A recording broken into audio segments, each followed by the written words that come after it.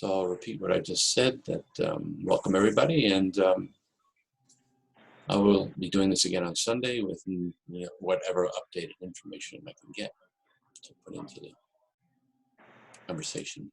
So I'm going to share the screen of the slides. And so you should be seeing that scene right now. It says coronavirus, yeah? Okay, so that's what we are. We're going to talk a little bit about staying safe. And so I'm just going to go through these slides. Please, interrupt. There's this thing on the bottom that says you can raise your hand. If I see your hand raised, if you have information you want to pass along, you can put it in the chat box, because when I send you these recordings, I will send them with you, with the chat box with them, so that you can see if somebody puts in some resource and good information. So I'm a Buteyko practitioner. I'm not a doctor. I'm a certified breathing behavior analyst. So I have breathing skills. I'm an educator. So I'm educating. I'm not giving medical advice. And I just know that from teaching breathing for over 32 years, some of the things that I have to tell you and what I teach work. They work for keeping you strong. They help you to recover if you do get sick. Make the recovery faster and easier, because the most important part of our immune system is how we breathe, is how we use our breathing. Our breathing is our first line of defense. And so it's our first line of nourishment as well. And so we need to know how to use it properly. So number one, I know some of you have heard this before, some of you probably already know it, but it's worth making the point again. The nose is for breathing and the mouth is for eating. You breathe through your mouth as often as you eat through your nose. Anything that's in the air, you breathe through your mouth directly into the lungs. You breathe through your nose. We'll go through this a little bit more. You at least got some chance to filter, to give the lungs the air that they like.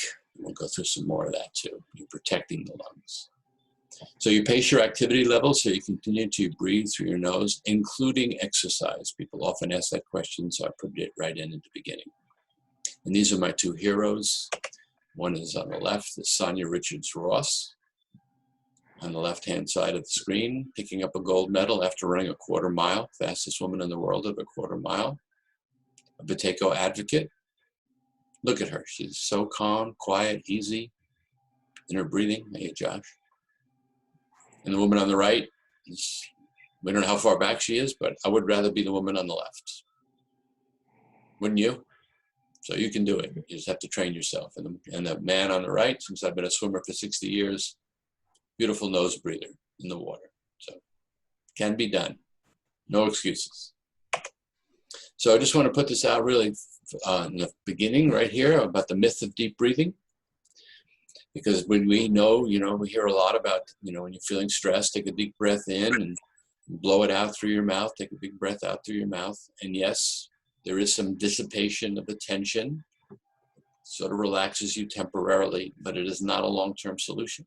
Because what happens every time you take a big breath out through your mouth? You decrease the oxygen delivery by 2% to the rest of your body. You take 3 breaths out through your mouth, and you decrease the oxygen distribution around your body by 14%. I'll talk more about this in a minute, but that puts the body in deep stress. Because when you decrease the oxygen delivery, your cells don't have the nourishment they need, which means they're now in starvation. Starvation is a huge stress on the body. Internal starvation, huge stress. Makes every other kind of stress that's from the external world much more difficult to handle. So just be careful about those big, deep breaths. So why this is true? Because this was known in 1885 and then reaffirmed in 1904 that over the oxygen supply of the body, carbon dioxide spreads its protecting wings. So a simple way to say this is the proper levels of carbon dioxide in the body. All gases have to be balanced, oxygen, nitrogen, and carbon dioxide, just like in the atmosphere.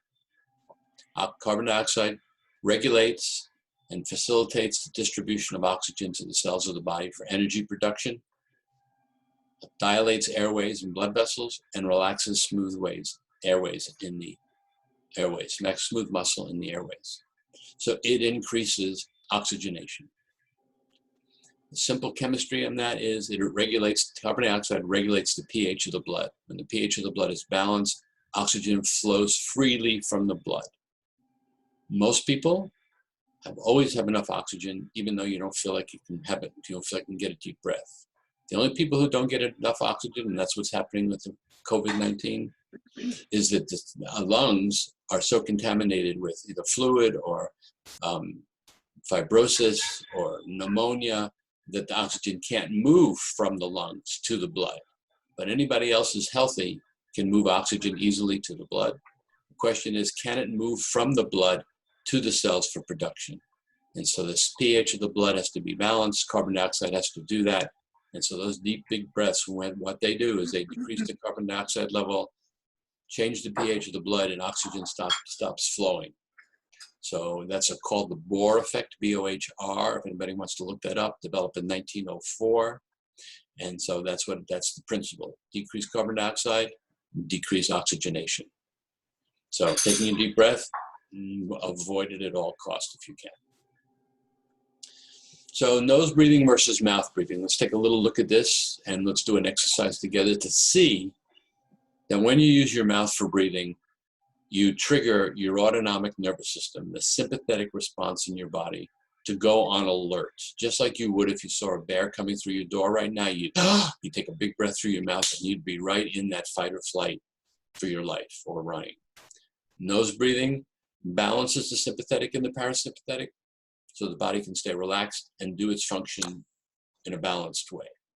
So we're going to do a little exercise together, get right to this. And so this is a position from Buteyko that facilitates both sitting up straight without having to sit up straight, and unhooks your belly and your lungs. In other words, lots of times when we sit in a chair, we sit back, which means our spine is going in this direction, so we lean forward to balance ourselves up, and then we crush our lungs into our stomach, which limits the potential of the diaphragm to move. So this is the horse rider position here on the end of your chairs, feet a little further than shoulder width apart. If you want to do this while you're lying down, I just use this picture. I'm not so interested in the pelvic tilt, but I am interested in this position of the knees upright or over a pillow.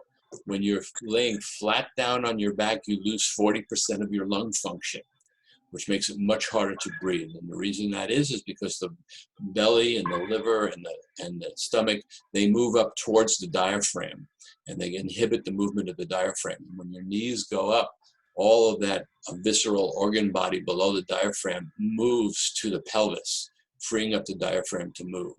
So if you do get ill and you're lying on your back, put your knees up. It's going to be much easier for you to catch your breath that way. All right?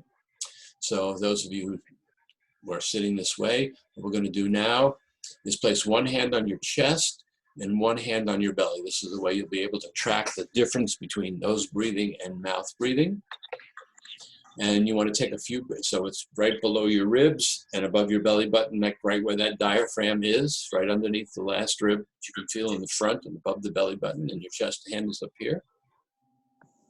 And you want to just take a few breaths and see which hand moves first. And just see if you can measure the effort in your breathing. And then the state of your nervous system. Are you relaxed or anxious? And somewhere in between, 0 to 10, 0 is relaxed, 10 is very anxious. Just noticing it. You may, even with nose breathing, feel a little anxious. This is the time that people are feeling that.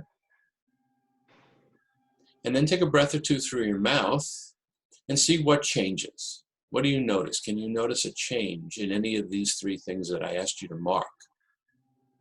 Yeah, right.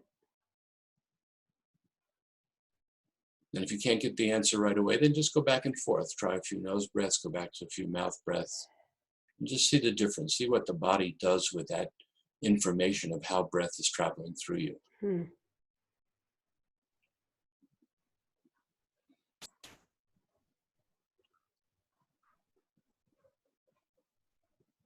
So anybody want to chip in on what they notice? You have to unmute yourself because I'm muting everybody.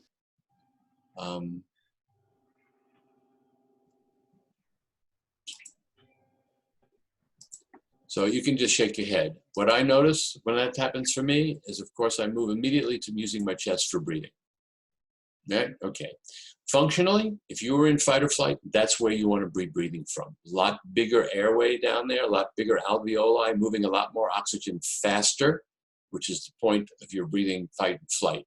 Long term, you get caught in your chest, you're in the fight and flight. You're anxious when you're breathing up here. Effort is a little harder, even though you have a bigger opening, because you're really not opening that much. You may not feel that. But then again, also, you're feeling a little bit more anxious, a little bit more motivated, a little bit more mobilized when you're breathing in your chest. Do you feel that little bit of anxiety that comes up there? Yeah, so that's really true for me too. I notice I walk around, I feel a little anxious. In the old days, I used to think, oh, what's wrong with me? When I fix this problem, I got to fix that problem. And I go, wait a minute. Oh, that's it, gone. Down on my belly, the feeling of the anxiety is gone. So, all right. So that's a good way to keep, I'm just trying to reinforce for you that urgency of using your nose for breathing. Okay, you can let your hands go down now. So first thing that usually comes up is, well, what if my nose is stuffed? Well, this is the nose clearing exercise. This is a Buteyko exercise that works really very well. There's a caveat here. If you have any comorbidities or heart problems or respiratory problems, you're only going to do this for 6 times. You're going to bob your head 6 times. If you are healthy right now, you can bob your head until you feel a slight urge to breathe, just a slight urge. And so how we start this, and I'll model it for you, then we'll do it together. I just start by breathing in when I lift my head. Breathe out when I breathe to lower my head. Breathe in. Breathe out. And then with washed hands, I pinch my nose. And I keep my mouth closed, and I bob my head until I feel a slight urge to breathe. When I do, I keep my mouth closed, and I breathe like I'm smelling a rose. The most gentle breath you can breathe in that moment. So learning how to feel gentle in your breath is part of this process. It's like, well, wait a minute. I can really breathe gently. If your neck bothers you, you can do the same thing by pinching your nose and just pounding your feet, up and down, or walking back and forth. And you do it until your nose clears. You can repeat this as many times as you need until your nose clears. So let's try it together, okay? So take a breath in, a breath out, a breath in, a breath out. Pinch your nose. Bob your head. If you don't want to pinch it because your hands aren't clean, just don't breathe. Bob your head. You feel a slight urge to breathe, or 6 times, let it go.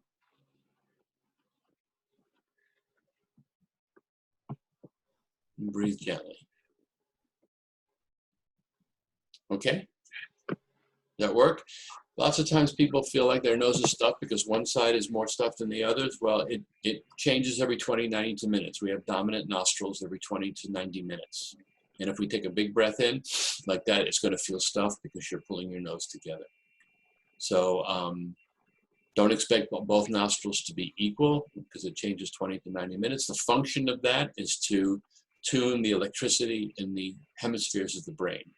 Right nostril, left hemisphere, left nostril, right hemisphere. Changes every 20 to 90 minutes. And that's what alternate nostril breathing is about in yoga, is try to get them both open so that balances it, and so you feel that balance automatically. All right. Any questions here? You'll all get these slides, so you'll have these instructions. You good? Everybody good? I have a question. Sure. Would you repeat, you said you could walk back and forth or stomp your feet, or what was the third thing that you could do instead of bobbing your head? No, it's stomping your feet or walking back and forth. Just the 2, okay. Just, thank you. Yeah, and you can do it, like I said, you do it until your nose clears. Until your nose clears, okay. Yeah, because you really, I mean, I don't know if any of you have been sick and have stuffed noses and breathing in your mouth. It's just where you don't feel good. Yeah, yeah. You want to keep that nose clear. All right, so breathing while talking. This is the biggest place people give it away. So if you follow that earlier piece about pacing yourself so you can breathe through your nose all the time, there comes a point when you run out of air when you're speaking. And so the idea then is, instead of taking a breath back through the mouth, you close your mouth and you take a breath. So you don't trigger that autonomic response. Not always the easiest to do. And you're not doing it just to breathe, you're doing it to actually feel, and we'll go through this a little bit more later, but you're actually feeling your body respond to the breathing. You're taking your time. I like to speak of it this way: when I stop talking, I take the time to feel that biological function in me of my body breathing. And so where is my attention when I do that? My attention is on me. And then when I come back and talk to you, my attention is with you. So I'm balancing back and forth rather than just putting all my attention out there and getting exhausted. So it takes some practice. Reading out loud is a good way to learn how to do that when there's periods and commas. Read out loud. And one of the things, two of the things that I like about this mostly is that it does keep me a little more grounded. And I really actually don't have to think about what I'm thinking of, what I'm going to say next. It's not that I don't have to, it's just that I'm paying attention to a biological function, so I'm not thinking about what I have to say next. And what comes next, it comes because it comes without me having to have an itinerary. So it's much more relaxing that way. And it's really good for the listener also. The listener gets a chance to integrate any of the conversation because there's a pause in the space. But especially now, it's important. So I'll try to be a good model for this for the rest of the time. All right, so the major benefits of the nose. I like putting this picture up so that we really understand that breathing is not a linear process. That top picture is what's going on once the vestibule of the nose is removed down here at the cheekbones. There's 3 sets of bones on each side. And they correspond to swirling the air so that it goes in all the sinuses and it spends more time moving around inside the nose and the sinuses to pick up the benefits. And then the air finally goes down, it goes down into your lungs. This is right after the trachea. It's about to split to go into both lungs. It's spiraling. Air is spiraling. That is what creates our own inner movement. This is spiraling of our own air. So later when we do an exercise, we're going to learn how to make the air go through all 3 simultaneously, no matter what. All right, so here's some information about the nose. The nose, I think of it, it's the guardian of the lungs. Hey, Chica. We'll mute that person. Did you want to say something? Okay, I'm muted. Okay, it's the guardian of the lungs. Fabulous thing about the nose is it filters 0.5 microns. That's an abstract number. The human hair is 50 microns. So most pollutants in the air are bigger than 0.5 microns. So our nose has an incredible ability to filter airborne pollutants. And I'm going to show a slide later, but one of the things that's being reported now is that people who are suffering from air pollution are more susceptible to the virus. Because why? Because air pollution weakens the immune system and weakens the body's ability to respond. So using your nose for filtering, perfect thing to do. Unfortunately, the smoke is smaller than 0.5 microns, and so is the virus. So we have to be careful and use other methods. That's why masks are important. The lungs only like body temperature air. That's all they like. They don't like cold air, they don't like hot air. So the nose, and the way it moves around the sinuses, picks up, this whole face piece is so filled with blood vessels. And blood vessels are how help our body regulate body temperature. Like when we get really hot and we get flushed, blood comes to the surface to release the heat. So when the air passes through the sinuses in the nose, the blood will either add heat to the air or pull heat out of the air to make the air perfect for the lungs. It regulates the humidity the same way. The mucous membranes will either add fluid or take fluid away from the air, depending on what is in the air. And it produces antibacterial molecules. So bacteria in the air has a chance of being killed before it gets to the lungs. If you're breathing in through the mouth, bacteria in the air go right into the lungs. You've already lost part of your immunity right there. And it regulates the gas exchange of carbon dioxide, nitrogen, and oxygen, which regulates the diameter of the blood vessels in the airways and gives the body, and I think, and people are now starting to report it, it gives the body a chance to innovate a response to the invader, to the virus. So at least if it comes in the lungs and goes to the back of the throat and the back of the lungs, the body can see it before it gets to the lungs and mount a response to it. But we do know about this. I'm going to get to this slide first. The way that the nose does help, and this has been validated, and at the end of these slides, I have a little small article page with about 14 different references for the scientific articles. The nose breathing and humming for 20 minutes increases the production of nitric oxide in the nose. And in past studies with previous viruses, it is shown to have antiviral effects. So humming looks like this. And the important thing is, when you finish humming, take a breath in. Not grab another breath, but continue to do that piece of humming and breathing slowly. So do it 2-3 times a day. We'll do it together in a few moments, all right?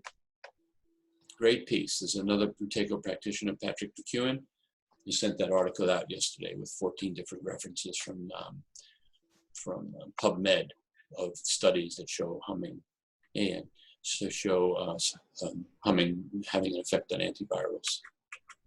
All right, so nose breathing supports the immune system by delivering oxygen to the cells to manufacture the energy that powers our body. That's what oxygen is, a nutrient. It's the most essential nutrient we take in. Yes, breathing keeps us alive, but the actual metabolic function of breathing is to deliver that oxygen to the mitochondria to produce the energy that runs all other metabolic activity. That's why it's dangerous to mouth breathe and not produce the energy that your body needs. There's where the difficulty comes in. So you see that when the body's fully oxygenated, it has a chance for the immune system to function properly. And I said mouth breathing delivers all pollutants directly to the lungs. So these are my personal feelings about breathing that keeps me in touch with the work. It's sacred. It deserves to be honored, cared for, tendered, be with tenderness and grace. It's a gift. When in this place of social distancing and isolation, we can touch ourselves from the inside with our own breathing. We have the same inside skin as we have outside.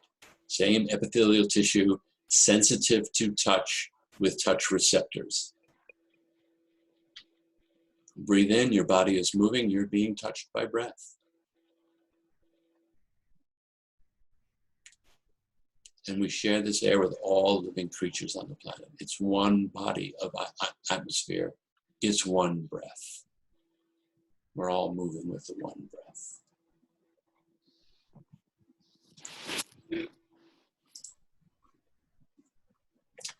All right, so let's just hum together for 5 minutes. Let's do a little humming.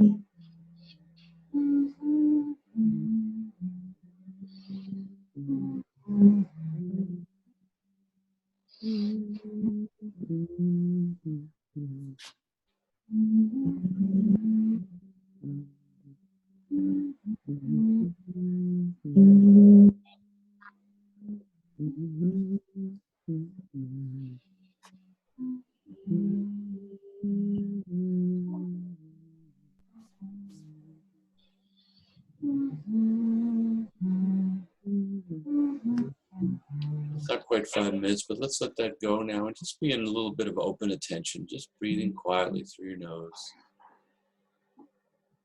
And just seeing where you are inside yourself right now.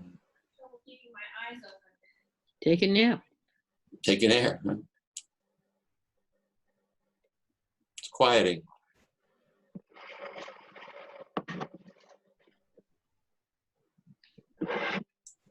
All right, I wanted to do that so that we could not just hear it in conversation, but actually be in the movement of it. So we remember to do it. Pretty easy to do, right? Washing the dishes, watching television, taking a walk. Just try to get it in 3 times a day. All right, so this, I think we're all probably trying to do the best job we can to stay calm inside of ourselves. But I just feel like there's this underlying truth right now that we've been dealing with for a really long time and enduring for a really long time, and that's the disruption of our trust in being able to live on this planet and survive. I don't mean to be a downer, but we lost trust in our soil, we lost trust in our water, and we don't know what's in the air right now. Pollution-wise, virus-wise, very difficult for us right now, I think. And we had solutions for the other, but we don't really have solutions for this. The ironic thing is that the virus has showed us that it's possible to clean the air up in about 2 months, if need be. Okay? Air is cleaner now than it ever has been anywhere else. And any other time, not anywhere else, but in a long time. China, San Francisco, Los Angeles, it's getting clean everywhere. So it's an interesting sidelight to what's going on. It can be done. So breathing is a habit. And let me just make sure I'm on the right side. So breathing is a habit. And we're used to certain habits. Some habits are good for us. Some habits are not so good for us. Mouth breathing is not a good habit for us. And we often do it at certain times when we're not even aware of it. So the suggestion we always offer in class is to make a list of when you did notice you used your mouth for breathing. Usually people notice it because they can hear it. They'll go, oh, I just breathed through my mouth. I heard that. So start making a list. Some of the common places are taking a shower, eating, getting ready to go on vacation, watching television, driving a car. Those are the 3 most common places for panic attacks. Going to the mailbox, I had that one. A lot of people report that one. I had it when I made the bed. Didn't like making the bed. And the funny one I had was every time I opened my car door to get out, it'd be great. No nose breather while I was driving, but as soon as I opened the car to get out, I'd open my mouth to breathe. So I had to break those habits. So just figure out for yourself what your habits are and just really pay attention. It's so useful to know that. Good. Anybody want to chime in with a habit they know that they do? Okay, so these are articles that have come out in the paper that air pollution is making the pandemic worse. Piles pollution on top of other risk factors, makes the risk factors higher.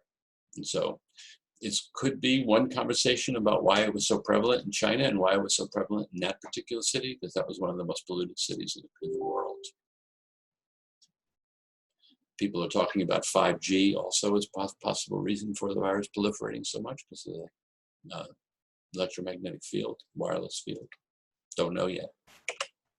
But here's an interesting statistics, which I don't know has changed now, but 91% of the world's population does not have clean air. That's a huge number, 91%.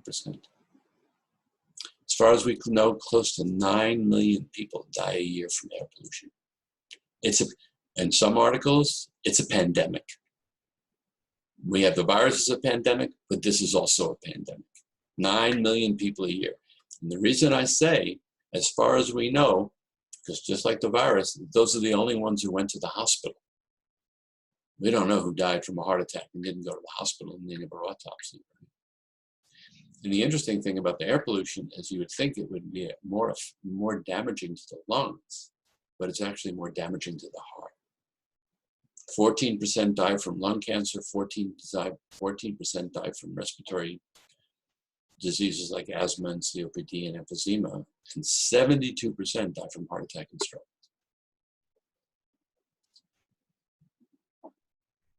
It's an outstanding figure that when we think about ourselves being one community, that 91% of the people don't have clean air on a daily basis. So this was China without pollution. This is about a month ago. On the left, pollution. On the right, clean air.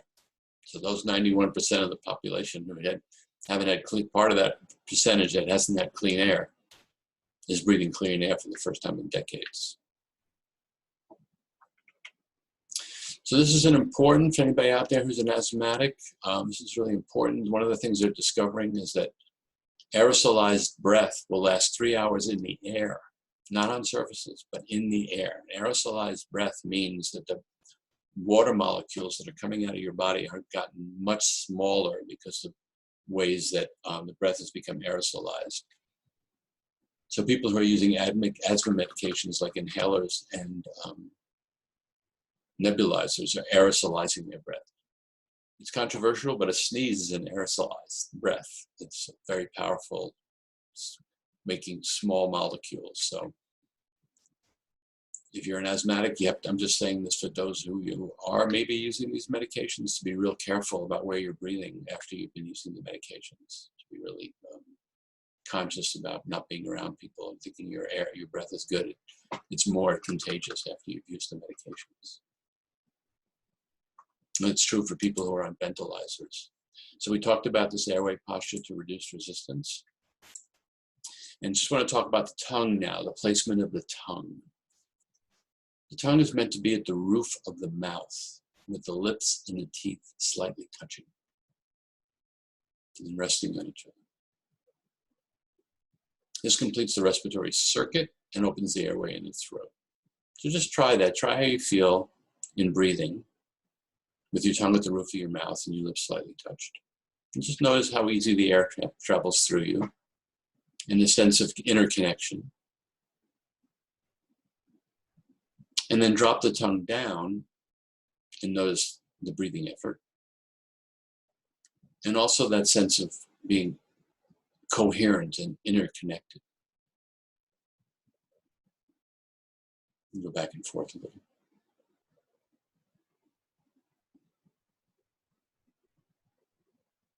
Can you tell a difference? This is what's going on here. Is that when the tongue is at the roof of the mouth, right here, this is the airway space. And the tongue is dropped down, this is what happens to the airway space. And that's one of the reasons you don't want to sleep on your back too, because the tongue will drop back and close the airway space. So in Taoist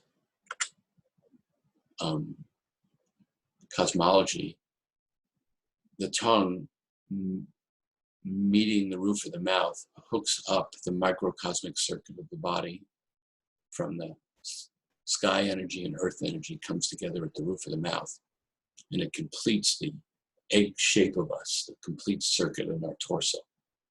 So that's why I asked you to feel that when you drop the tongue. How connected do you feel? And when you put the tongue up, how much more present you may be. Can you register that? Yeah, good. Yeah, it's very powerful. There's a book out there if you want to read more about it. It's called Jaws, a myofacial therapist, evolutionary biologist, and they call this a pandemic. One of the things they say that everybody's malocclusion in their mouth, and they're not, from not having their tongue in the proper position and eating soft foods and not breastfeeding, has created so much distortion in people's teeth. And that's where the sleep apnea, this is their hypothesis. That's where sleep apnea has risen so much from in the population, because we're all coming of an age where orthodontia came in and changing the facial structures, not really paying attention to eating harder. So, more tough foods working the mouth. So they call it a malocclusion pandemic. Okay, so this is a very popular exercise, and I really love it, and people really find it really useful.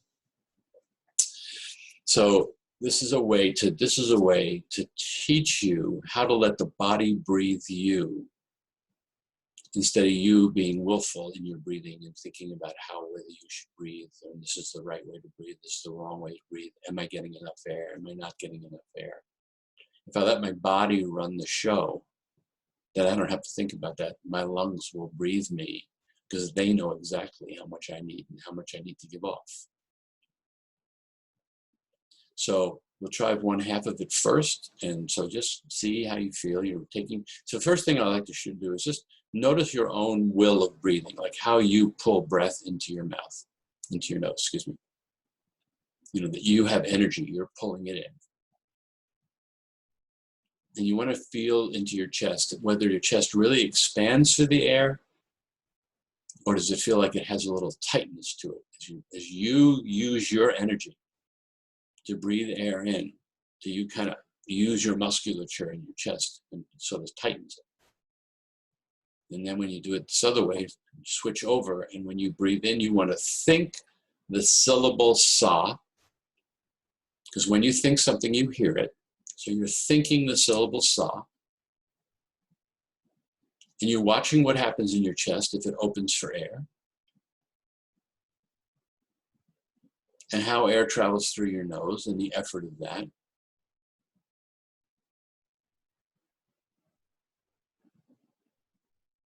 And when you get a feel for that, then just try ha on the exhale. The exhale is passive, no energy in your body, in your musculature that you put into the exhale.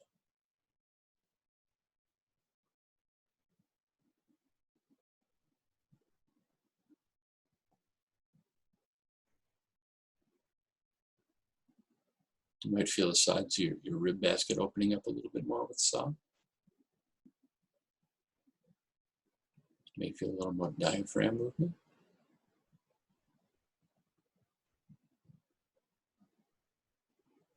And so you're relaxing his face as you're relaxing your face and the muscles you usually use to get your air in your nose. Just see if you can relax them as much as possible. Soften them. And just be in this receptive mode where it's passing through your nose. Your nose is not engaged with trying to get air, and it's just allowing it to pass through.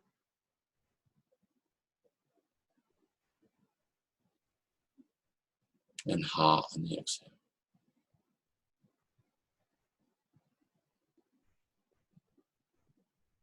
Like everything, it's good to be differentiated, so you can go back to the way you normally have a habit of breathing, the way you bring air in. See the difference there. And go back to sa and ha.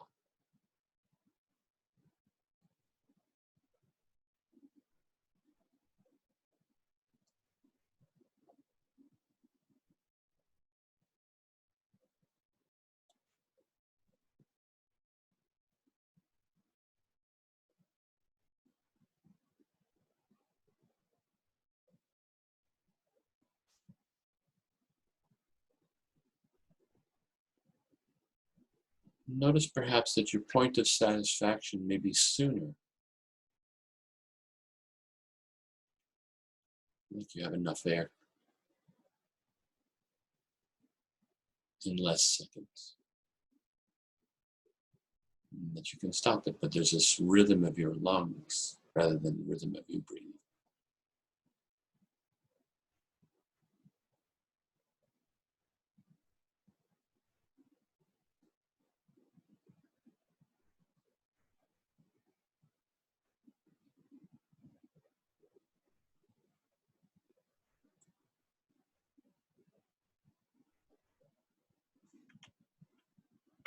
So while we're doing this, this is the next part of this breathing meditation. We'll stay here for a little bit.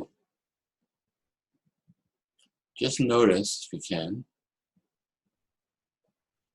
that while you're doing the ha and exhaling, that your body is getting a little heavier,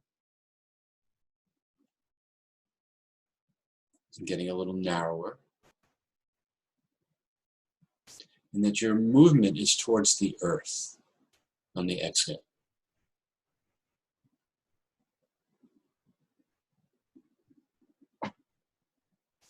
And that as you move towards the earth, the chair or whatever you're sitting on and the floor under your feet are coming up to meet you.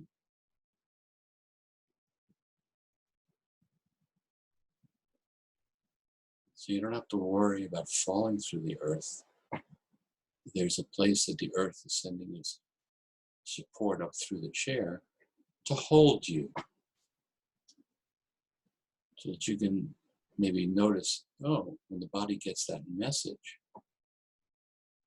it releases some tension and you feel like you're maybe resting more on your support. We all love support. Support's good for us. So to receive it from the earth in this way can help soften and relax the body. And help reinforce this phenomenon that happens on the exhale. You want to notice what the inhale after, anytime you release a little tension, you want to notice what the inhale is like. Has it changed without the tension that was there before the last exhale?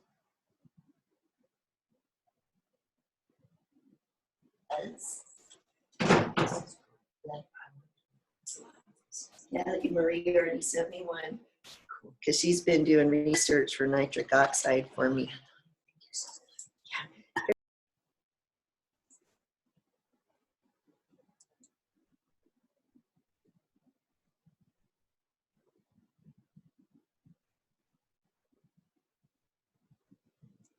And when you feel that support and rest, just keep it in your awareness when you inhale. This kind of changes the habit of moving in an inhale that may be grabbing for air. So you feel like in the exhale you've rested, you release a little tension. Keep that place of support and rest in your awareness.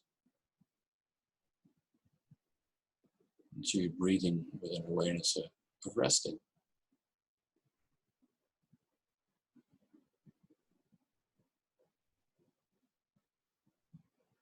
And remember, there are no two breaths alike. So each new breath, inhale and exhale, is a brand new experience. It's built on the experience of the last breath.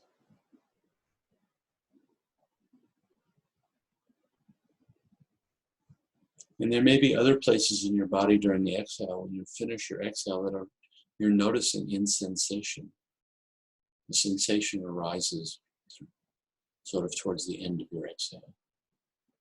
So during your inhale, keep that place in mind, in your awareness. Breath follows awareness. And sensations are a call to awareness.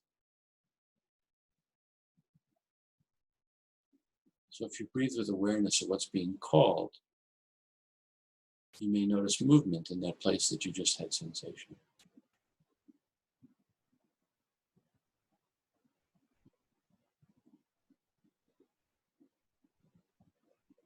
And so you may get a feeling of more of your body is engaged in the breathing process through movement. We're watching movement here. We're not concerned about whether we're breathing right or wrong. We're just following movement. Movement is a biological process.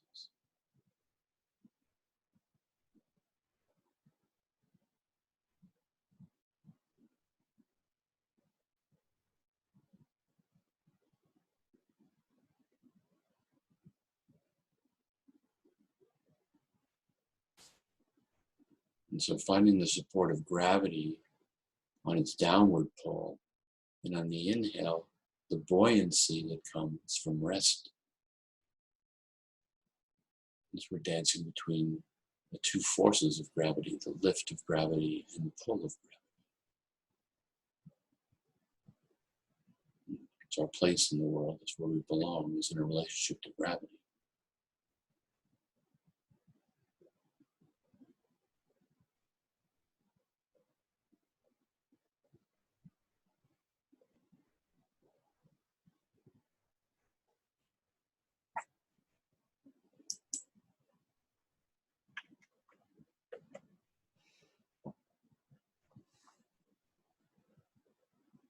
When you come out of these breathing explorations, it's really nice if you have your eyes closed to just take little sips of light first.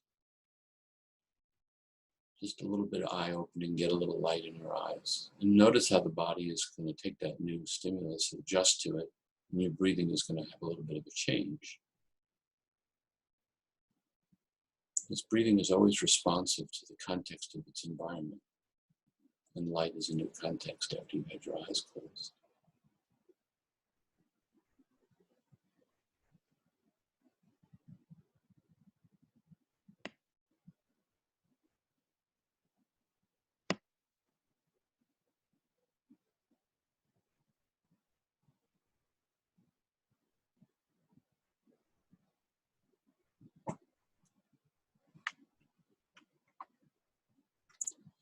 So I'd love to hear from a few of you, how that was for you. Anything you share that you learned that breathing helped teach you right now, that your breathing has educated you, will be good for all of us to hear. So I'd love to hear from somebody, a few of you.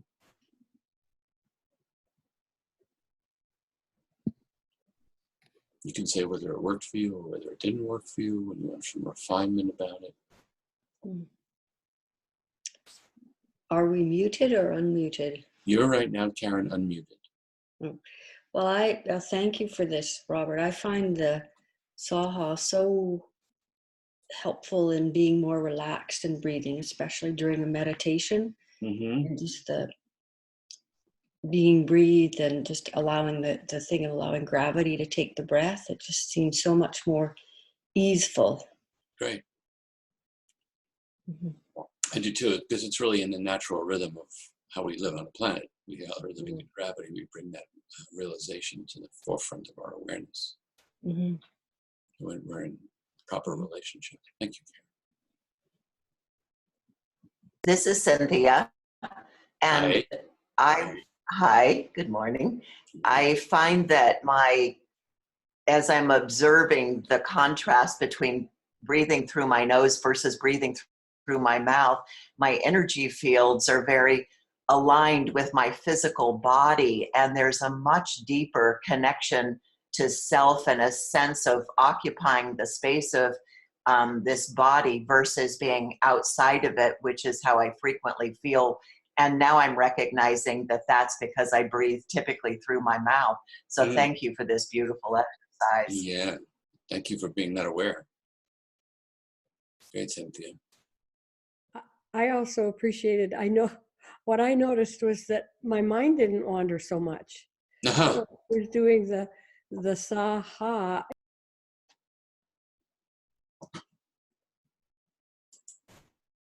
Jerry, wait a second, Jerry. You got muted somehow. You were unmuted. Now you go back. Yeah, so your mind didn't wander as much. Oh, you got muted again. All right, you're good. Oh. Now am I okay? You are okay. Keeps going. It's just so I felt like I could focus on the breath, and then I felt more relaxed and in the moment. Yes, because my explanation for it, if we needed an explanation for it, is because when you're tuning to the breath and feeling, you're sensing your breath, you're sensing your movement, you're sensing your biology. This thinking is not sensing. So as humans, we are more ordered in our first reality to our sensing body. And then this comes into play later to make meaning and abstractions about what we sense. But when we move into feeling our own biology, two things can't exist in the same space at the same time. So I think for me, it's a useful exercise to use during meditation. Yeah, I mean, absolutely. my regular meditation, when I'm trying different things to be present, I'm going to try Saha. Yeah. Well, I'm going to say this to you, Jerry, but I'm saying it to everybody because Jerry and I share time in a pool together. I use it while I'm swimming, Jerry. That's what that woman in the picture is doing. She's paying attention to her breath the whole time she's running. So she knows exactly where the movement is and how much she has, and she's connected to her experience and her potential to use that breath for the power it is. Very good. Yeah. Well, that pool gets open. I can't wait to try it. Good. Yeah. We're all shut down now. Anybody else? Yeah, Sylvia. Let's unmute you, Sylvia. We got to unmute you. Go ahead. I was trying to be aware of having my tongue in the roof of the mouth, and that made me tired. Are you not used to having your tongue there? No. All right. So that makes sense. It'll make it, you're trying something new. Yeah, when I started doing the Saha, I was fine and I was feeling a lot of changes. And then I remember that you mentioned about the tongue being in the roof. And then I changed and I started getting tired. Like, oh, that's actually, like, it takes extra effort. Well, just track for yourself, Sylvia, whether you're really, you're not, the idea is the tongue is resting up there. Okay. And so how that works for me is if my tongue is up there. So like we're an amazing structure. We're like a building. We are stacked in gravity. Mm-hmm. And so when my tongue is at the roof of my mouth, I let my brain soften. And so I let everything rest on my tongue. So the tongue is just a platform for everything else to rest on. And then this below here, if I can soften this, is the platform for my tongue. So I'm not pushing it up there. It's just resting there. I like that image. Thank you. Mm-hmm. It's good to give your brain a rest. Give that tentorium a rest. It also rests the eyes too. Yeah, I need that. Because the eyes have bony sockets under here, so we can just let the eyes just drop. We want everything just to kind of stack itself on gravity, so we're being lifted up without having to hold ourselves up at all. Mm-hmm. Great. I just really love this idea of the being touched internally by the breath. Me too.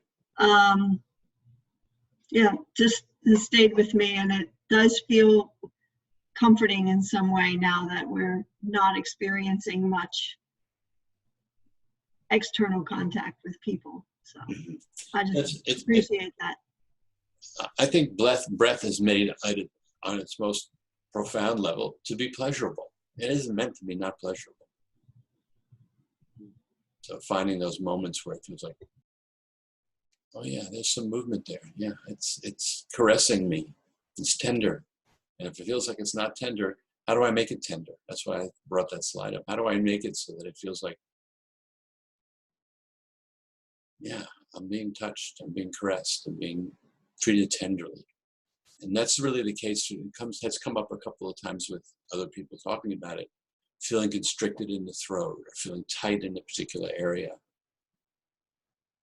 And so we can always ask the body, can you show me a breath that touches that place that doesn't feel stressful?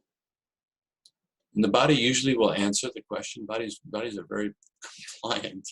And it'll breathe in a way that's much more gentle, and it'll try to touch that area, not to push through something, but to touch it from underneath it so that it feels like, oh yeah, you can relax. You don't have to work so hard. There's a softness underneath it. Yeah, something else I was going to say about that. One of my particular things that I really like to teach is to move away from the idea of breathing into something. breathing into something always causes a tremendous amount of confusion for people. It's like, well, I really don't know how to breathe into something. What do you mean breathe into it? I don't have breath in my fingers. But if you take a place in your body right now that feels painful or tight, and just keep it in your awareness and breathe with the awareness of that place, what happens? It's almost as if the breath goes right there and you're touched by it. And you're touched by it in a way that doesn't feel like it's trying to make it do something. It's just meeting that place. So that place that's feeling is calling to you through sensation, whether it's a pleasant sensation or an unpleasant sensation, has a purpose. How is it serving you? It's serving to bring your awareness to it. And once you bring your awareness to it, breath comes to it. And breath is both a nourishment in its oxygen that it delivers, but in the movement that it provides.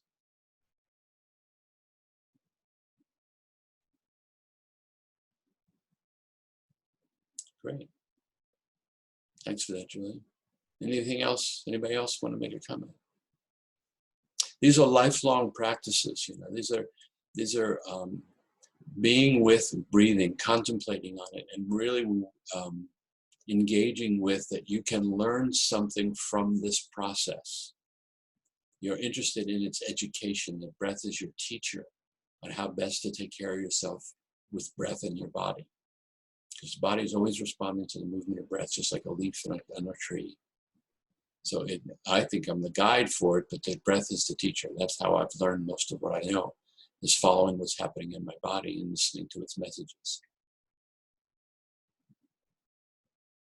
And the other thing I want to say about that is that if you're having trouble in a relationship with yourself or with anybody else in the world, in a particular way, some skill you think you don't have for the relationship, ask your body to teach you, ask your breath in your body to teach you that skill.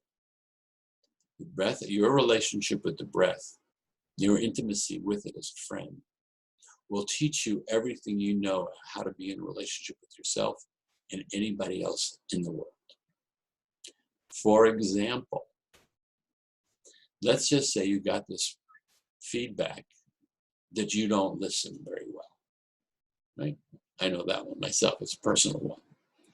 So you ask your breath, well, how do I listen to my own breathing? And what does listening really mean?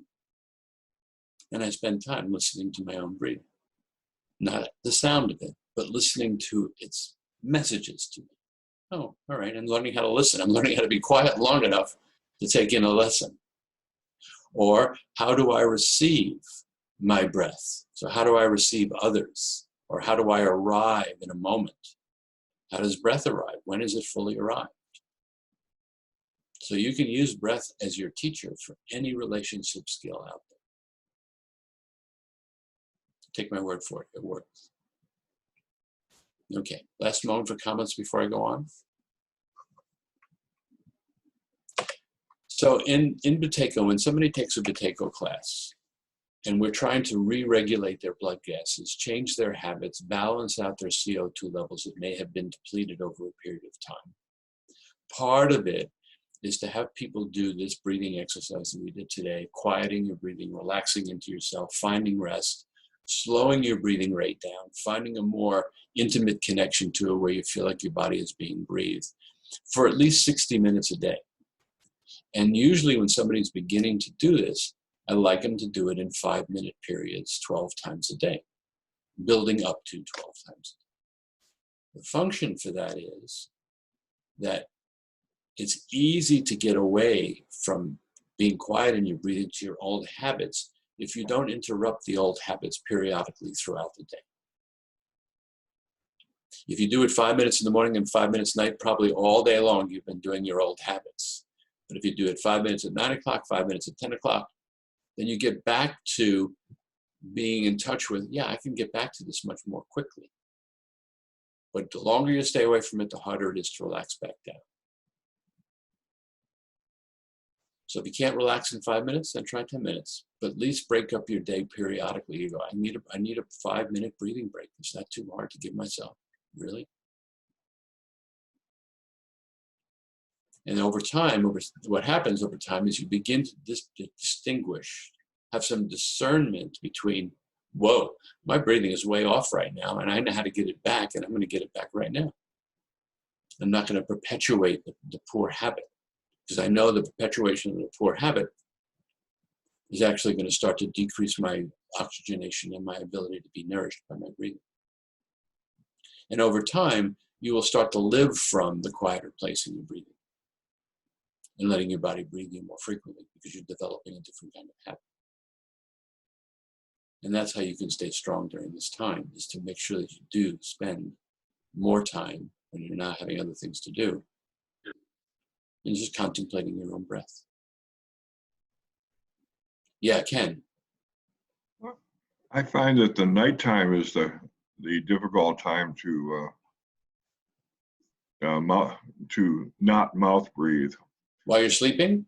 Yes. Mm-hmm.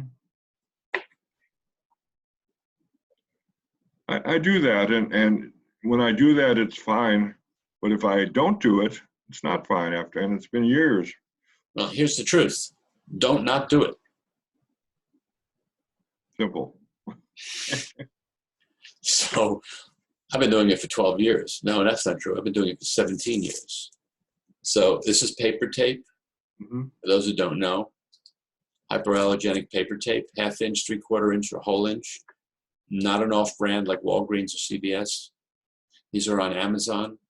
And I also have a link for another company where you can get them for like 30 cents a roll instead of $5 a roll in the store.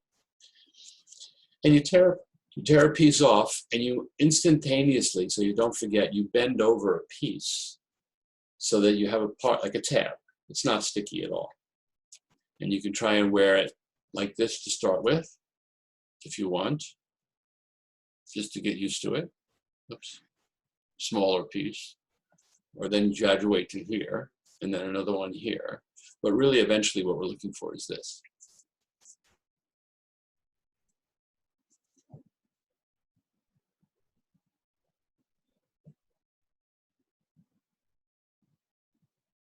And when you take it off in the morning or in the middle of the night, you got the tab, and you take it off very, very gently.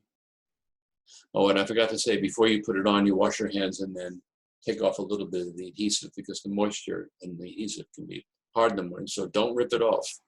Very gently, or push it out with your tongue so you don't tear your lips. And it really helps. Some people stop their sleep apnea, some people stop their snoring, and some people don't, but it does keep you from mouth breathing and having a really dry mouth in the morning. And if you're breathing all night long with your mouth open, you're breathing in with an activated nervous system. It's hard to get a good rest. So thanks for bringing that up, Ken. Okay. All right, so a couple of little bits of information. We know this is some new information, and we mostly know this: wash your hands, don't touch your face, alcohol, drinks, sneeze or cough in your sleeve, wash your clothes, social distancing, stay hydrated. But this one here, if you haven't heard this one, and these two here, these came from a report from the autopsies of the people who died in China, that what they see has killed them is an accumulation of a great deal of mucus, both in the lungs and in the airways themselves. And so what they started to recommend is that if you feel any soreness behind your nose, it's a kind of controversial, but mostly people are saying that it lands in the back of the throat and the nose first. And it lives there for 3 days before it proliferates down into the lungs. If you breathe through your mouth, I'm not sure how that works, but anyway, what they're recommending is gargling with warm salt water 3 times a day, or maybe lemon or vinegar, to keep that, keep it moist back there, keep it moving, let the salt, break up the mucus, because water follows salt, and so it'll pull it out. It'll pull it out. And no cold drinks, but warm drinks to keep the mucus moving. So. Is there any information about using nasal rinses? Like yes. Well, it's the same idea. Yeah. Can we come to the slide of it if I have it up here?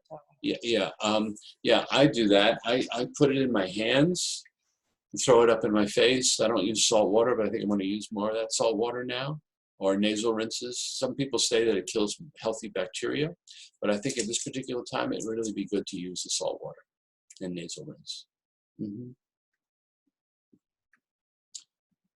All right, so that's just new information I just got picked up yesterday, the day before, so I put it in there. Now this exercise here, this is probably one of the most profound exercises that I can offer you. It's easiest to do. It'll maybe help some of that issue that you're speaking to, Ken, in terms of reducing some nighttime congestion and getting it trained. This is called a mini pause.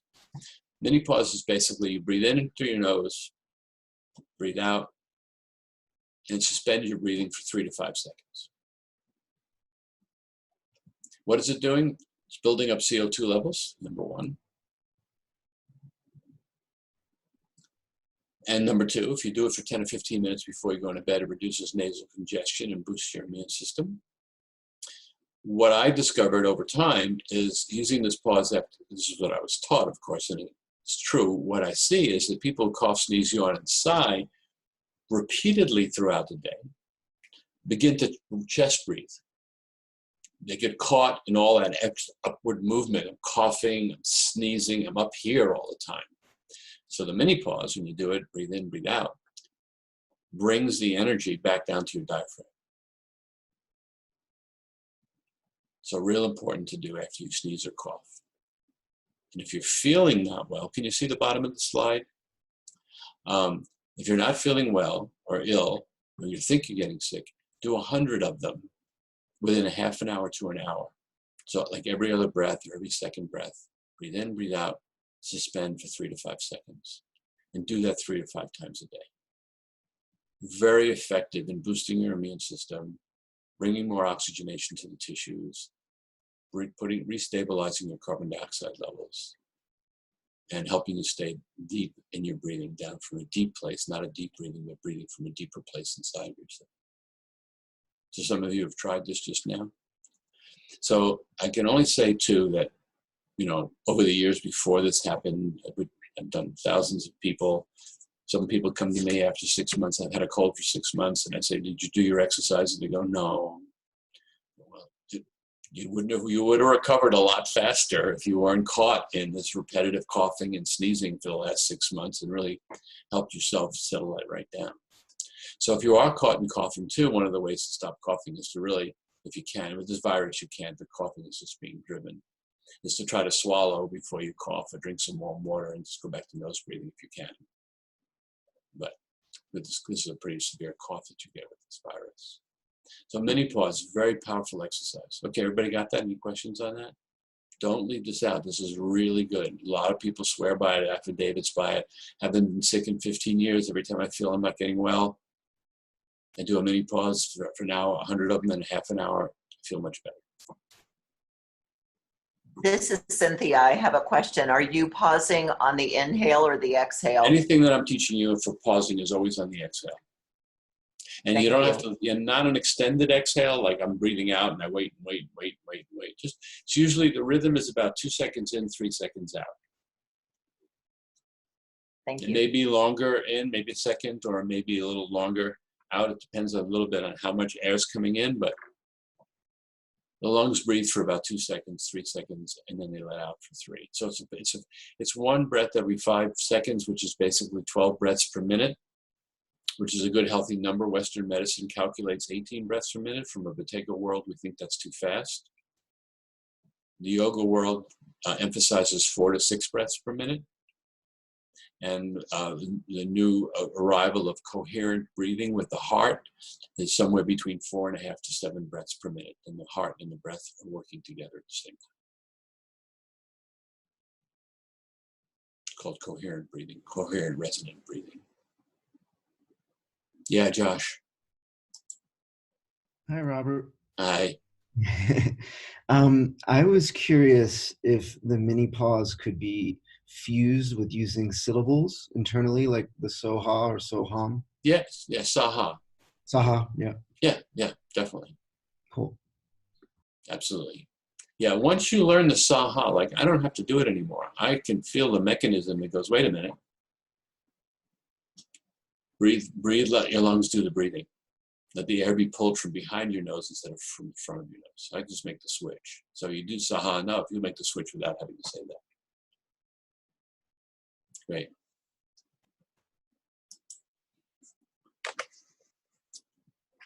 Okay, signs of sickness, soreness in the back of the nose and the mouth, fever. It's, you know about the fever, right? That's how they were testing in South Korea and places like that. They were taking temperature. Dry, hacking cough, shortness of breath. Any increase in your asthma medications, if you're an asthmatic, not a good sign. Heavy chest, difficult breathing, pneumonia, acute respiratory syndrome, and kidney failure and death. So that aerosolizing can make virus transmitted just in the air itself. Nose breathing is our first defense, and the immune system is not a separate biological function. We have too much reductionist science in this world that there's immune system here in this part of our body and this part. We are an immune system. Our immune system is a functioning part of our biology, and everything we do, our skin's an immune system, our breathing is an immune system, our saliva is an immune system, including our white blood cells and everything else that's going on in our body. All of it functions to protect the body for survival. So don't reductionize it. It's all, we're all. So the healthier we can keep with our breathing is the problem, breathing can be the answer. Dr. Buteyko, when he had to prove himself worthy of putting this in the Russian medical system, was given the job of curing many, many diseases. And he ended up working and showing that it can really help 150 different diseases because they're breathing related. When the body's not breathing well and is oxygen hungry, other things malfunction. We know that from the 30s with Hans Staley, that stress in the body can cause general adaptation syndrome, which means the body begins to fail in all ways. So this is an important piece. You don't have to have symptoms to be in a carrier. As of today, there are 11 times more cases than reported. So the way that I operate in the world with this virus is that I'm a carrier. So I make sure that I don't take responsibility for transmitting it to anybody else. I don't worry about what they're doing. I worry about what I'm doing. I don't know if I am or not, but if I treat myself as I am a carrier, then I'm more protective of everything and everybody around me. So this is what happens in extended periods of anxiety and fear. When we are fearful, there's very specific things that our body does. It gets rid of all non-essential services in the body. It shuts down digestion. It increases the heart rate to get more blood around and more oxygen around. It pulls the blood away from the skin, so in case we get wounded, we don't bleed to death. It narrows our vision, so we're not in the periphery, where periphery is a field of belonging. When we look in the periphery, we get a sense of belonging. When we look out here, we're just focused on what's in front of us. Obsessive thoughts, that's our brain telling us to get on alert. Repetitive thoughts, getting busy. That brain doesn't have pain, so it sends up a lot of thoughts when we're anxious. But most importantly, in this particular case, the immune system starts to go after healthy tissue when we have prolonged periods of anxiety and fear. And that's a really dangerous thing along with this virus, because when we have an overactive immune system and it's destroying healthy tissue, there's debris from that healthy tissue. And we don't need that extra debris along with the extra mucus that's being produced. So it clogs up the system even more.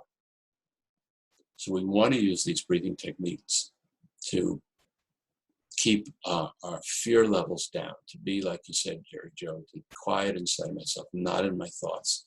Give the system a chance to rest back from being overreactive and having the immune system be overreactive. It's a very important piece of this. Any questions? Okay, thank you. So mini pause is good for soothing anxiety as well. But this is in your notes, so you'll have it. This is an exercise that, let's just say you are in a runaway fear, or you're in a runaway, can't catch my breath, just ran upstairs. I'm going to follow Robert's instructions and just quiet down. Can't quiet down. Can't get my breath under control. Can't do any of that. This is an exercise to either both to stop that so that you can then be quiet in your breathing, or just to be quiet in your breathing. And this is useful for two kinds of people. It's one for people who are overbreathing or having anxiety and hyperventilation, and for people who have asthma and maybe don't have their inhaler right there, or don't want to use their inhaler, or you know somebody who's having an asthma attack and they don't have their inhaler. And you can help them soothe themselves and get their breath back, because you're going to increase their CO2, which is going to act as a vasodilator. So I'm getting my stopwatch out. And so this is a very, I give you this one because it's a very timed exercise. So if you're doing it for somebody else, they don't have to think, especially if they're having an asthma attack or hyperventilation and anxiety, they don't have to think about their breathing. You can help them, guide them in this, like I'm going to guide you in it, or you can do it for yourself if you're cognitive enough in that moment. So it's basically, I'm going to give the instructions to breathe in for 2 seconds and out for 3 seconds. And then you're going to suspend your breathing for 2 seconds, like a mini pause. We're going to repeat the 2 in and out, 2 in, 3 out, and then hold for 3 seconds. Repeat, hold for 4, 5, and 6, and then back from 6 to 5 to 4 to 3 to 2. That's if you're feeling anxious, want to quiet your breathing, want to be more relaxed. If you're having an asthma attack, you're going to go beyond 6, 7, 8, 9, 10, 10, 9, 8, 7, 6. It may feel very stressful. You may be frightened by it. If you can hang out with it, on the way down, your airways will break open, most likely. They have for me over and over and over again. I'm an asthmatic. As well as if you can't get to those higher numbers and it feels way too stressful and it's going to force you to use your mouth for breathing, then don't have to complete it. Stop at 5, stop at 4, stop at 7, stop at 8. So 2 different distinctions. Okay? Follow my instructions? Yes? You ready? Ready? All right. Take a breath in. Take a breath out. Suspend. 1, 2. Take a breath in. Take a breath out. Suspend. 1, 2, 3. Take a breath in. Take a breath out. Suspend. 1, 2, 3, 4. Take a breath in. Take a breath out. Suspend. 1, 2, 3, 4, 5. I think that's where I am. Take a breath in. Take a breath out. Suspend. 1, 2, 3, 4, 5, 6. Take a breath in. Take a breath out. Suspend. 1, 2, 3, 4, 5. Take a breath in. Take a breath out. Suspend. 1, 2, 3, 4. Take a breath in. Take a breath out. Suspend. 1, 2, 3. Take a breath in. Take a breath out. Suspend. 1, 2. Take a breath in. Take a breath out. So like I said, if you were having asthma, you'd go to 7, 8, 9, 10, back. How was that? Is that good? That clear? Relaxing? It may have been too fast for some of you, because you may already be relaxed, but do you feel a little more relaxed? Yes? No? Yes? Good. And you're going to say something?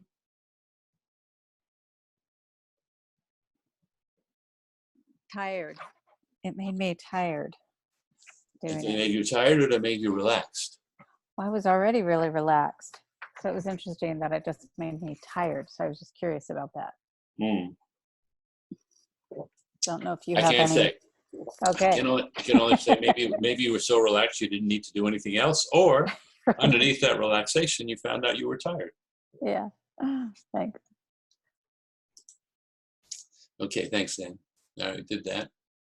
Okay, coming close to the end. So to soothe your nervous system in social distancing, I put this link up for you. It's from Stephen Porges. Some of you may know him. He's the expert on the vagus nerve. And basically what he's saying is, if you're going to make contact with people, which you should be doing, is do it by FaceTime, do it by Skype, do it by Zoom. See each other.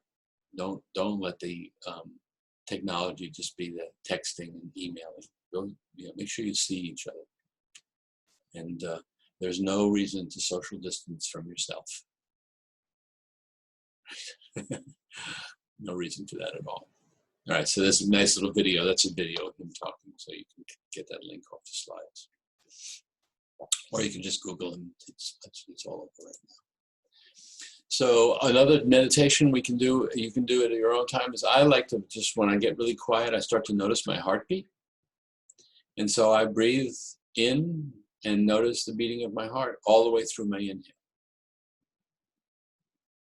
And I notice the beating of my heart all the way through my exhale. And I try to hold the attention of both things happening. My heartbeat in and out. And I don't always feel my heartbeat right off the bat. It takes me a while to relax, to settle down. But we can just try 2 minutes of this right now.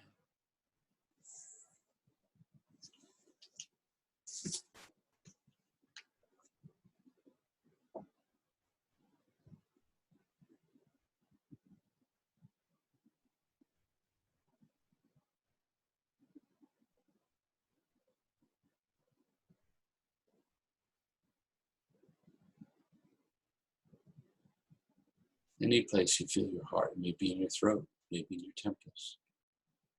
You can put your hands on your pulse.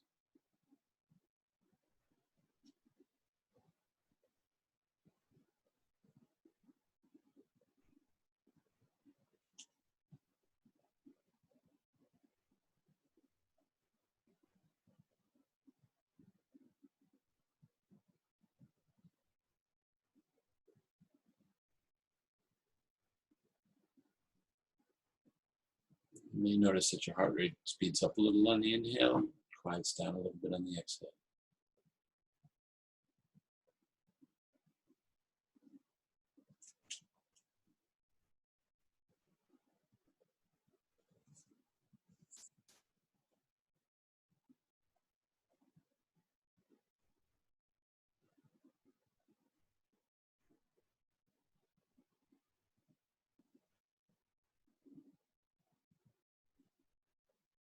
And you can turn your vision to the back of your eyelids. It helps darken the field.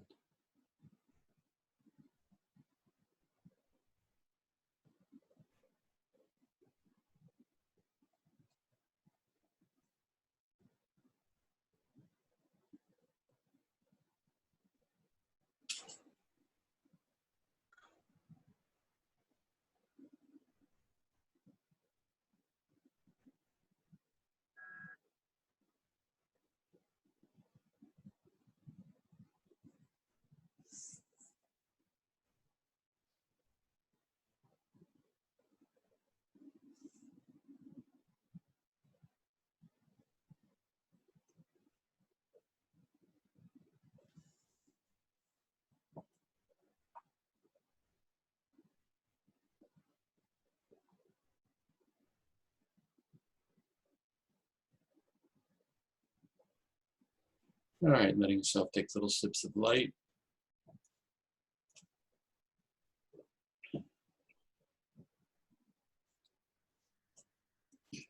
It's one of my favorites. Could you feel that? It's nice, right? Nice to be in touch with your own heart, I think. It's in there beating. I noticed that my heartbeat slowed down. On the exhale. Yeah. It Yeah, just, that's what happens. general, I didn't notice. Yeah, when you're breathing in, you're slowed down. Linda, when you're breathing in, your sympathetics are kicking in to, brings stimulus to the body, and it speeds the heart up. And then when you're breathing out, it brings the parasympathetic in and it slows the heart down. Okay. That's why there's so much conversation out in the public about having a longer exhale, giving your heart a chance to slow down and relax. One of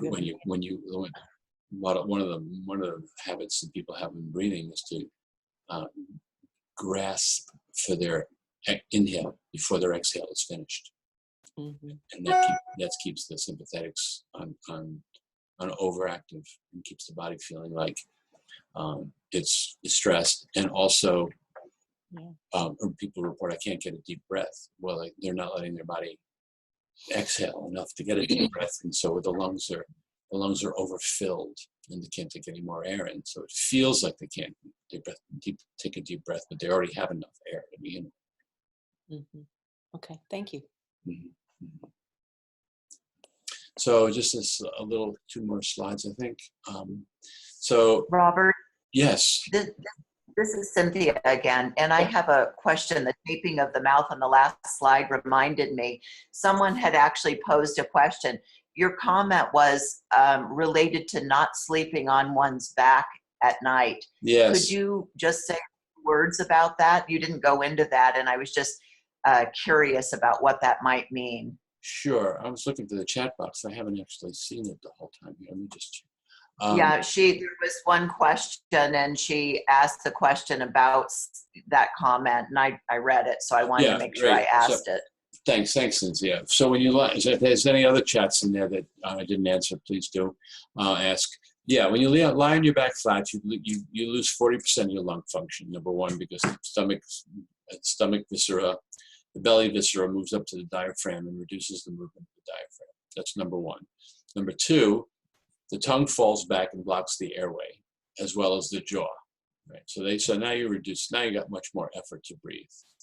And so that's, if you're going to have any sleep apnea at all, that's going to really induce a double the amount of the incidence of sleep apnea. At least that's what I see when people come to me and report with their sleep studies, that the incidence when they're on their back is much higher than when they're on the side, number one. And the snoring, so how people, when they're snoring, they push them and make them move. Its nose likes to be higher than the heart. So sleeping on the left side is a good place to start. Actually, the best place to reduce the overbreathing at night and taking too big of breaths while you're sleeping is your stomach, if you can do that. Not everybody can do that. It keeps the lungs compressed against the bed. So the left side is the best for sleeping. And then if you turn over it on the right side. But the back is a difficult place to get enough air and to keep the body relaxed and easy. If you are going to sleep on your back because you find it more comfortable or some other reason, then certainly put 2 or 3 pillows under your knees so that your knees are up, and maybe raise your head a little bit, like a hospital bed. Thank you. Yeah. So let me go back here. The slide here. So does everybody know what an N95 mask looks like and is? They're much different than a surgical because they have that valve in front to keep the exhale moving out so it doesn't get hot and stuffy in there. They're harder to breathe through. So for people with heart conditions, it can stress the heart, so you gotta be careful. If you're using them in smoke, they're only good for 2 hours, then they're no longer good. And if you're using them in a very contaminated environment, if you touch them after you take them off, then you're contaminated too. So you have to be really careful about how you use them, right? And they have to be well fitted so air doesn't sneak in on the side. So that's why they're in high demand, because people have to throw them away after a couple of hours in a contaminated area. Okay. So you just see that Apple had some extraordinary number of masks, 4 million masks or something like that, that they had in their stock, which they just released. I think, I did this lecture all summer here, and I asked people to buy their masks so they could be prepared, so I hope some of them did.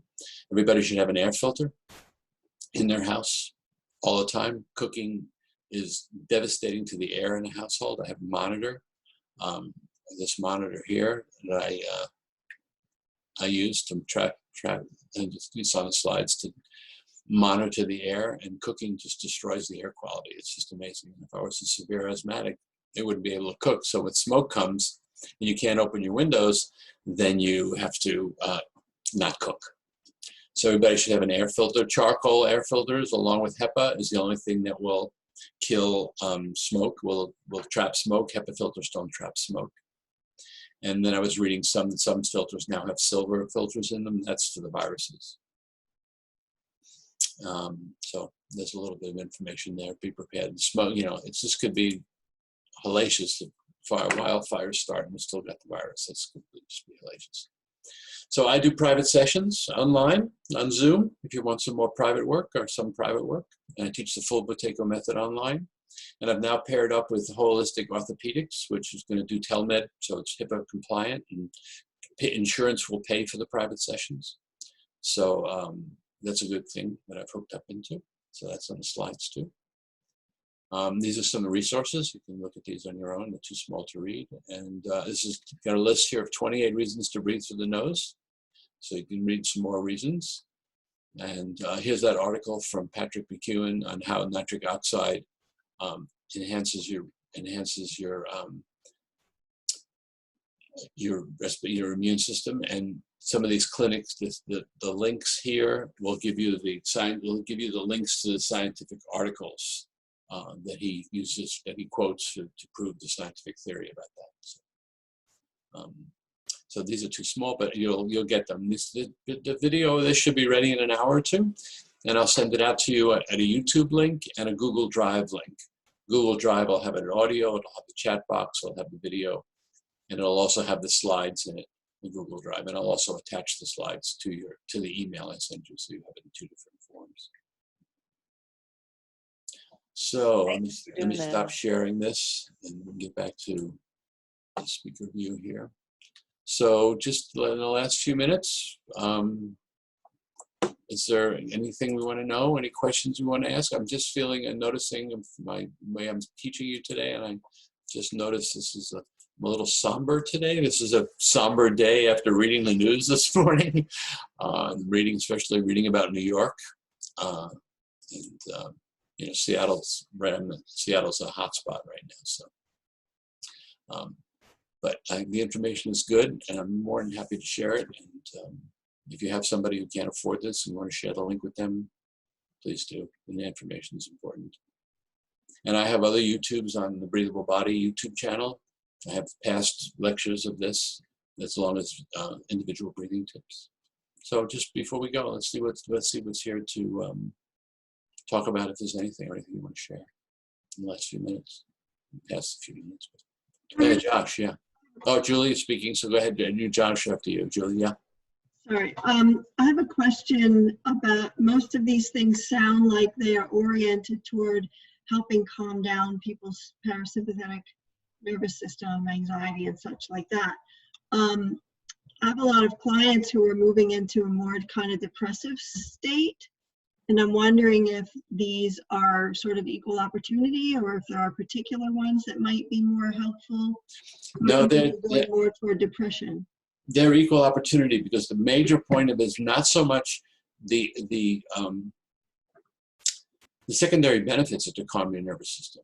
The primary benefits to increase your oxygenation, right, and to balance your blood gases. And when those things are balanced, then the body is more vital. It has more vitality. So it brings more, like I had a guy came to me and we measured him. I have a measuring machine here, come to my office, couldn't get his blood gases balanced. He got better with these exercises. And then finally he revealed something about his emotional life that he was having a difficult time with. As soon as he spoke it, his whole profile of his respiratory just went right back to normal. So it's the repression of feelings that, see, the way we didn't talk about it much here, but the repression of feelings is a holding. And so holding your breath is not necessarily not breathing. It's holding it in a smaller container that doesn't allow it to fulfill its potential, to nourish. So the release of the feelings that are going on right now, when they come up, the dark feelings, the anger, the despair, the grief, the sorrow, and needs to be expressed, so the body doesn't have to hold on to them and limit the room that the body can breathe into. So it's about bringing oxygenation for vitality. Thank you. Yeah, Josh. Well, thanks for the question, Julie.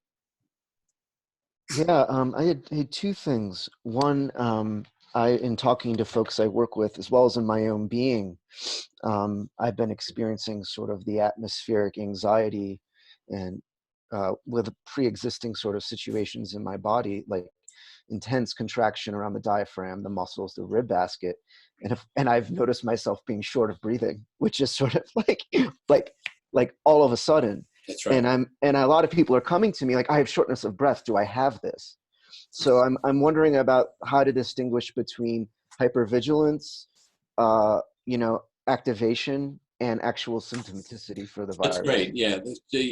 First of all, you can do that hyperventilation exercise and see if they can get some relief.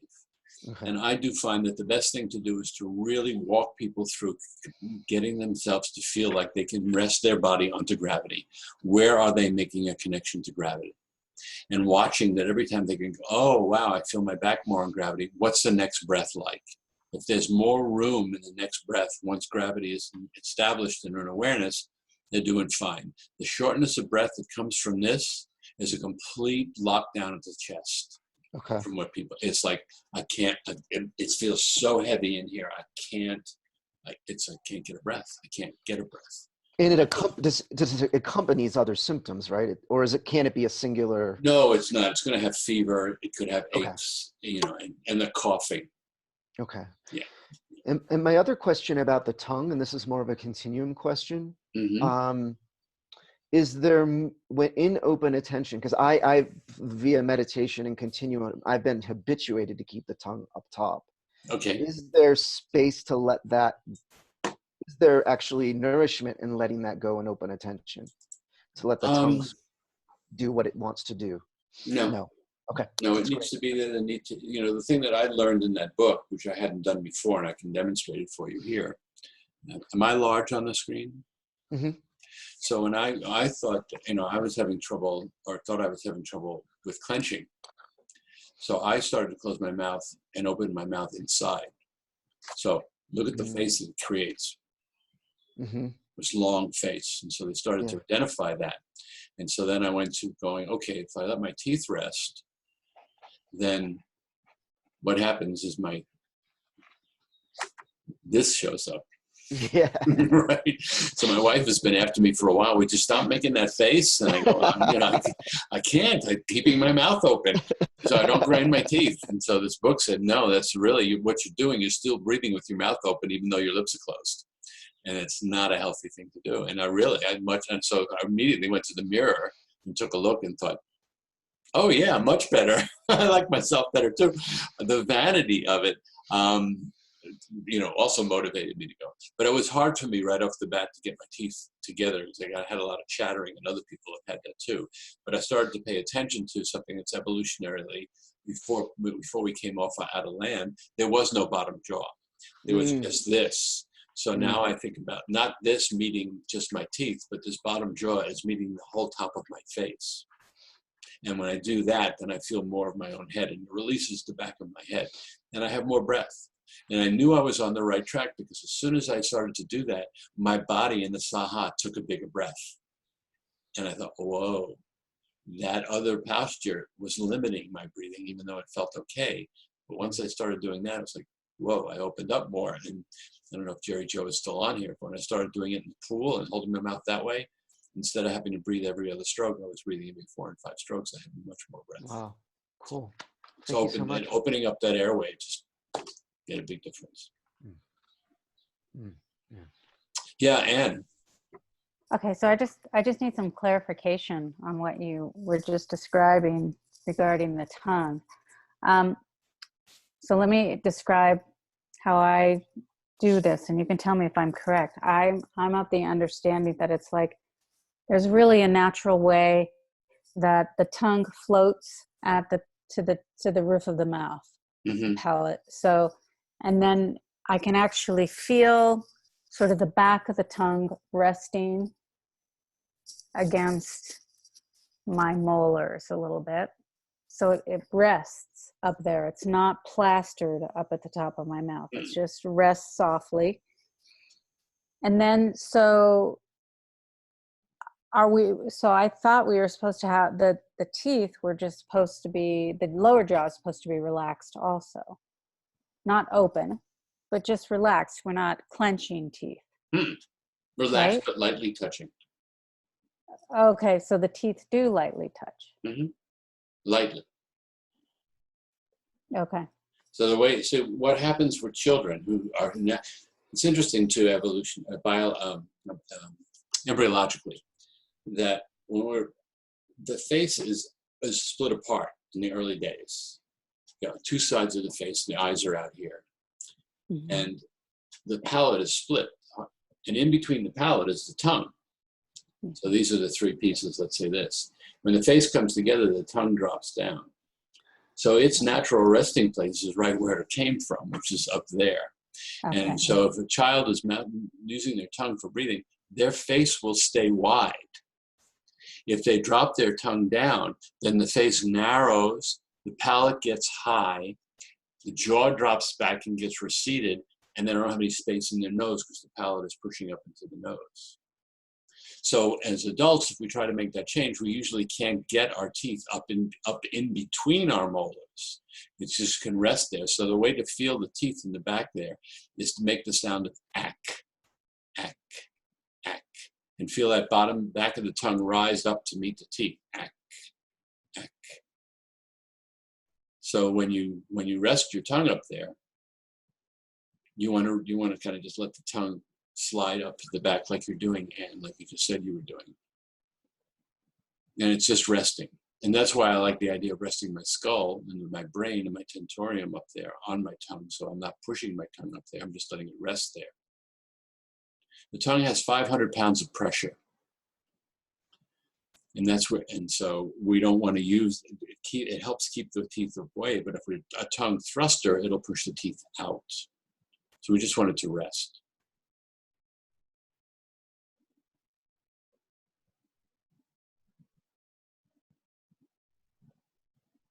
Okay, does that answer the question, Anne?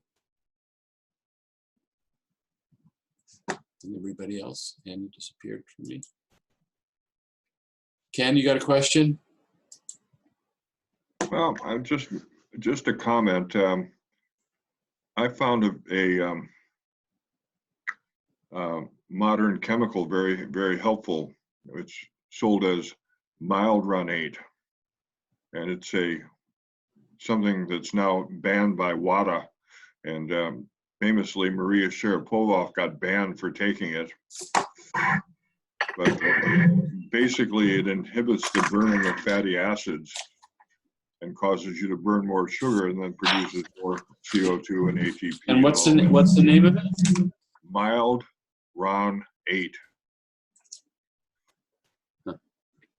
And that reminds me that somebody last time, and you guys can research it. I didn't write. I thought I had it written down here, but Pronaris, I think, is the name of it.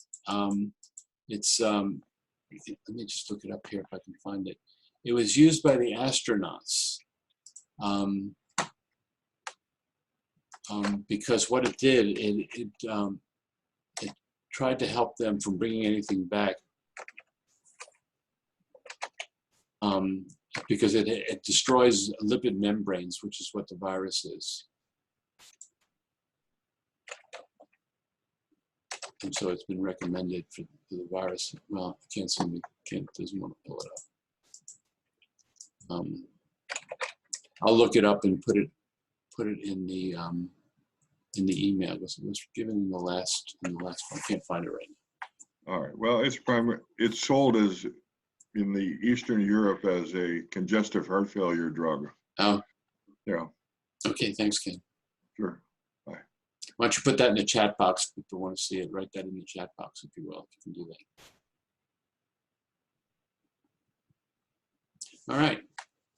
I'm not in a hurry, so if there's any other questions, let me know.